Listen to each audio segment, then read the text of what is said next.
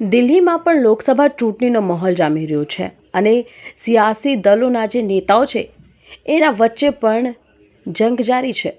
તો આપણે જણાવી દઈએ કે આ વચ્ચે એક વિડીયો સામે આવી છે. વિડીયોમાં તમે જોઈ શકો છો કે કોંગ્રેસના કેન્ડિડેટ કન્હૈયા કુમાર દેખાવવામાં આવે છે, પરંતુ આ ભીડ વચ્ચે એક એવો શખ્સ વચ્ચે આવ્યો જેને કન્હૈયા કુમાર ઉપર વાર કર્યો, થપ્પડનો વાર.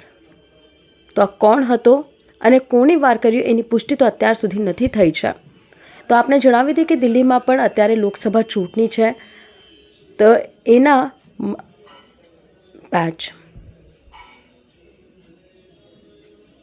તો આપણે જણાવી દઈએ કે દિલ્હીમાં પણ અત્યારે લોકસભા ચૂંટણી છે અને થોડા દિવસો પહેલાં જ બીજેપી ઉપર દુષ્પ્રચારનો આરોપ લગાવ્યો હતો કન્હૈયા કુમારે અને એમના પર સવાલો ઊભા કર્યા હતા